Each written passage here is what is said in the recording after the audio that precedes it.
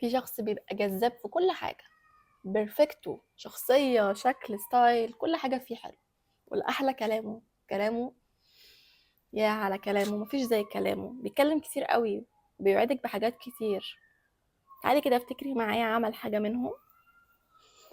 كل حياته أعذار، هنعمل كذا، هنعمل كذا. الحاضر اللي احنا عايشينه بيعمل لك ايه غير الكلام الحلو؟ مستنية ايه علشان تكتشفي انه ده الراجل الكذاب؟ ازاي تكتشفي الراجل الكذاب؟ طبعا هو يعني هو مفضوح، يعني هو ظاهر جدا، ولكن انت اللي بتختاري ان انت تعملي نفسك مش شايفة وتدي فرصة، علشان عندك عقلية المنقذ.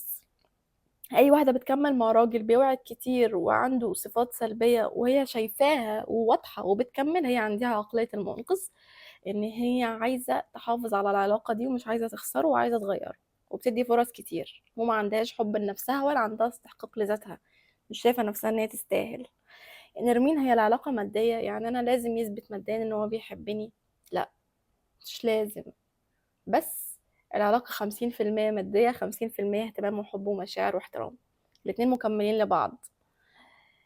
انا عايزة اوضح حاجة، ممكن الراجل تبقى ظروفه المادية معدومة، ولكن اخر حاجة معاه بيديها لك، اخر حاجة معاه مش بخلانة عليكي بيها من غير ما انتي تقولي، بيعرف يخطط وطموح ان هو يحسن علاقتكم ويطور علاقتكم.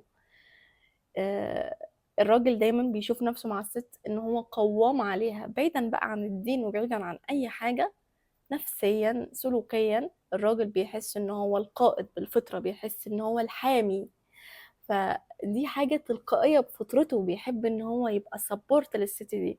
ففكرة ان هو يقولك انا هخرجك وما يخرجكيش، هشتري لك كذا مستقبليا، هنعمل كذا، وبيعيشك في الجنة، بس وقت التنفيذ مش بينفذ. ما بيحبكيش، ما بيحبكيش ومش شايف ان هو قادر يعمل لك مجهود، مش شايف ان هو قادر يعمل لك مجهود، مش عايز يعمل مجهود علشانك.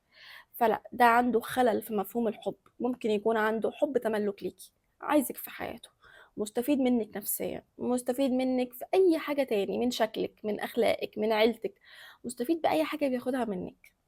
ولكن لما انت تكوني عايزة تبقي مستفيدة من العلاقة دي وتاخدي زي ما بتدي، مش هتلاقي، مش عايز يعمل مجهود علشانك، اخره يعمل المجهود لنفسه، بيفكر والف مرة يحسبها قبل ما بيقدم لك حاجة. لو اخر حاجة في ايده هياكلها هو، ليه؟ لان هو راجل اناني. الراجل الكذاب ويوعد ويقولك على حاجات وما بينفذهاش مش راجل فقير، راجل اناني. لو انا مش قادر اقدم لك حاجة مش هوعدك بيها. البني ادم من كلمة تعرفيه، اللي بيوعد سواء راجل او ست وما بيوفيش، ده تحطي الفه تحت خط. وانا بوضح في الفيديو مش مهم المستوى المادي، اهم حاجة يكون قد كلمته في اي حاجة بيقولها، تشوفيه بيحاول. هتلاقي الراجل اللي بيوعد وبيتكلم كتير ومش بينفذ دايما هيحكي عن انجازاته وعن الحاجات اللي بيعملها وبيصرفها والهدايا اللي بيقدمها للناس والخروجه اللي راحها والحياة اللي عاشها. دايما هيتكلم على قد ايه هو عايش حياة، ان هو شخص كريم ونزيه ومش بخيل. دايما الشخص اللي بيتكلم عن صفاته ويبرزها فيه بتبقى مش موجودة فيه. خديها قاعدة، اي حد بيفوكس ان هو يقولك انا كريم، انا كريم، انا معايا، انا مش فيه. لاني هتلاقيه بعد كده قال وما عملش، تقعدي مستغربه، طب هو ازاي كده وما بيعملش؟ طب هو عيد ميلادي كذا وما قدمليش؟ طب هو ما خرجنيش الخروجه في المكان الكذا من نفسه؟ ازاي بيحكي على قد ايه هو ماديا تحفه وحلو وما اعرفش ايه، وبيجيب هدايا لده وبيعمل ده، بس هو مش شايفني ولا سائل فيا. مش عشان العيب فيكي ولا عشان انتي ناقصك حاجه، عشان هو كذاب، عشان هو اصلا في حياته العاديه ومع نفسه بخيل، هو كده. فانتي مش هتعرفي تغيري الشخص ده، هو في طبعه عايز يتملكك، فبيستخدم كل الطرق علشان يتملكك. شخص متلاعب.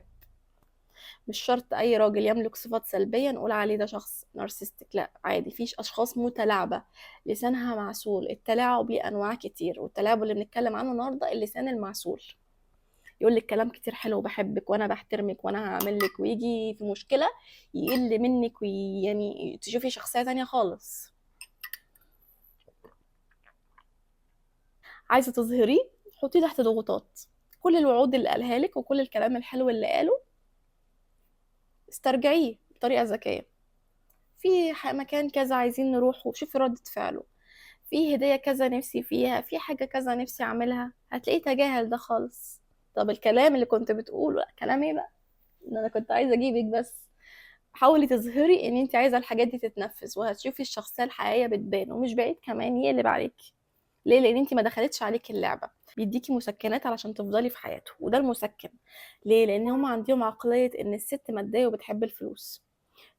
او بتحب ان انا اقول لها انا هعمل لك وهعمل لك وهعمل لك، فهو بيدخل عليكي بالمسكن ده. واحنا للاسف احنا اطيب من كده، احنا عايزين الراجل اللي في حياتنا يبقى بيعمل كل الادوار اللي احنا محتاجينها. الدور النفسي، المعنوي، ان يقدم حب، يقدم اهتمام، عادي ان هو يقدم هدايا، يبقى فيه فلوس. مش عيب على فكرة ان احنا عندنا احتياجات مادية، الاحتياج المادي ده مهم. ان هو يفتكرني، ان هو يخرجني، ان هو يهتم بيا، كل ده من حقك. فهو مش هيديكي الحق ده، فبيقولك الكلام عشان يعوضك نفسيا وتفضلي موجوده مستنيه وتضيعي عمرك معاه في الانتظار. زي الراجل اللي بيوعد بالجواز بالظبط، بس هو في الاخر مش بيتجوز البنت. ليه؟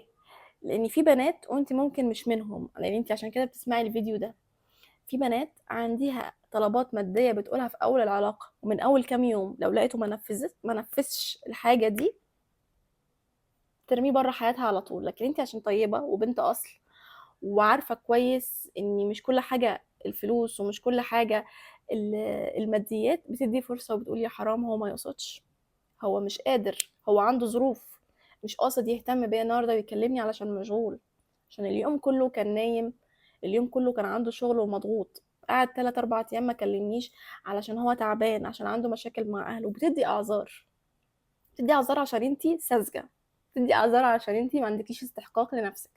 انا اسفه لو كلامي قاسي عليكي، ولكن انا عايزه اخليكي تفوقي، لان العلاقات دي بتستنفذ العمر.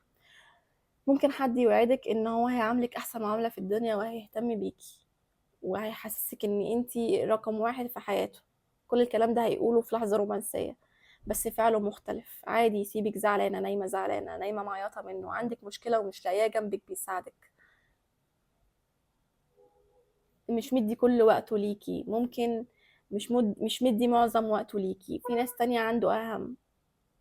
بس لما تكون المكالمة نص ساعة وعايز يحلي المكالمة كده ويثبتك عشان تفضلي في حياته، هيديلك المسكن ده. عايزة تفضلي عايشة في مسكنات وتفضلي مع الراجل الكذاب، انت اللي هتتعبي في الآخر. يعني أعمل ايه؟ خلاصة الفيديو أعمل ايه؟ الراجل اللي زي ده بيتساب. طب لو متجوزاه لو متجوزاه، ادعمي انت نفسك ماديا ونفسيا ومتستنيش منه حاجة. لو مش عارفة تطلعي من العلاقة دي، لأن الراجل اللي زي كده مش بيتغير.